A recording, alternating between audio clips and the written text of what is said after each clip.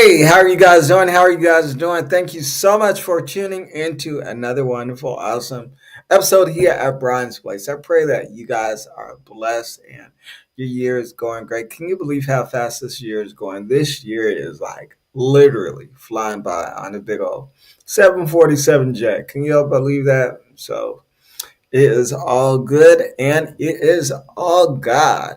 So today I want to talk about letting praise be your weapon. Letting praise be your weapon.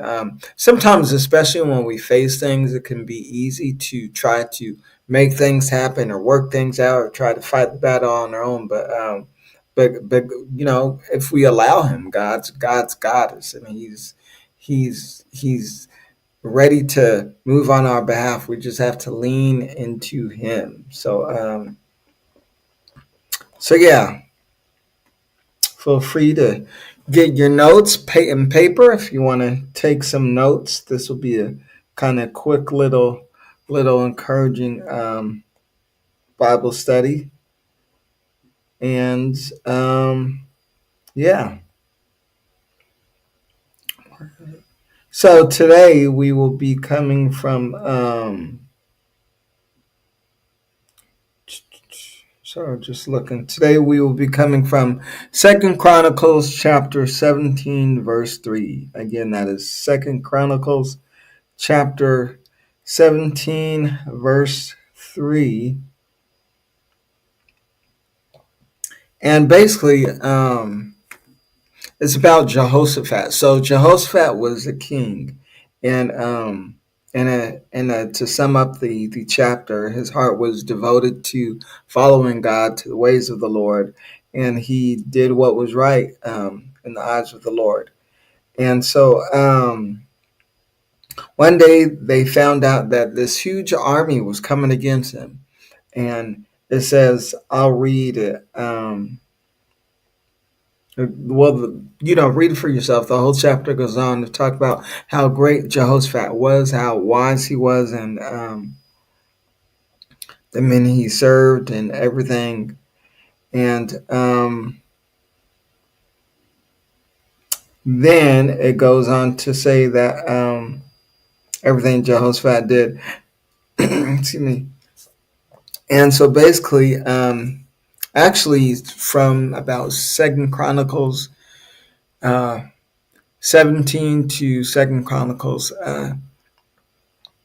20 to 22 talks about Jehoshaphat, all the things he did. And so one day he heard this army was coming up against him, and he inquired of God. He was like, okay, God, there's this army coming against him. And God spoke to him. And then Jehoshaphat spoke to his leaders, and he prepared his leaders for the battle, but not in the regular way that an army or military force would prepare for the battle. A normal army would prepare. They get all their guns, their cannons, their rifles, their missiles. They be prepared for a full out war. But in this case, Jehoshaphat, he calls for singers, and he appoints a group of men to go out onto the battlefield and to sing and to worship. And so these guys go out, and they start to sing, they start to praise and worship God, they start to saturate the battlefield with worship. And so what happened is that God caused the enemy to turn on themselves. So like Jehoshaphat and his army, they didn't really have to do too much other than worship God and focus on God. And the enemy, the opponents, they ended up turning on themselves. So they killed one another and slain one another. And before Jehoshaphat and his army knew it, like all the enemy was dead, and they had killed one another. And so just want to point out some points to that. So God not only caused the enemy to turn on themselves, but it says that it took Then it took Jehoshaphat and his army 3 full days for them to gather all the plunder and all the gold. So get this, y'all. There were 3 days worth of plunder, 3 days worth of gold. Like God not only killed the enemy, but then 3 days worth of gold. I don't know. It's hard to fathom. Um, I'm not sure if that'd be equivalent to um, I don't know, getting $100 million for 3 days each. Something like that. Y'all get what I'm saying. But yeah, it took them 3 days to recover all this gold. And like God is so real, and he's so awesome that it's like when it's one thing to try to fight on your own strength. As it says in Proverbs 3, 5, and 6, trust in the Lord with all of your heart. Lean not into your own understanding. In all your ways acknowledge him, and he shall direct your path. So some things that worship does, and again, this is just going to be a quick word of encouragement, but some of the things that worship does is that it perplexes the enemy. That when things happen, the enemy wants you all rattled up in the air about what's happening. But when you stop and when you worship God, you're at peace. And you're not reacting the way the enemy or the situation expects you to react.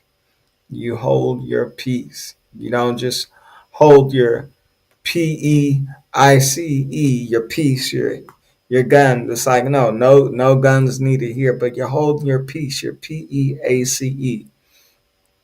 And also, when you worship God, the issue really becomes smaller as you focus on God, and on how great God is becomes bigger. It's like from the ground you see this huge skyscraper that's like massive, like just this huge skyscraper. But then the same skyscraper from the perspective of a plane, oh, it just seems like a little Lego building or something real small, So it's so important that whatever you're facing, to keep the right perspective. So you want to worship God and keep the right perspective.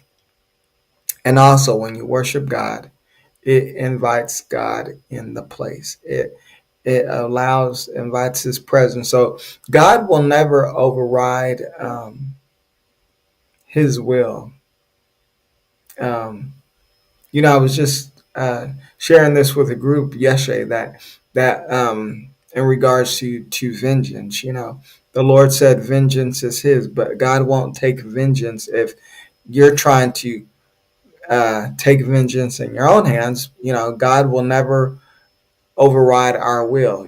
But when we trust in Him and lean on Him, He can do vengeance on the opponent like only He can. Plain and simple. So it's like just a reminder to wherever you may be facing to let God be God. Let Him fight your battles. You just focus on God.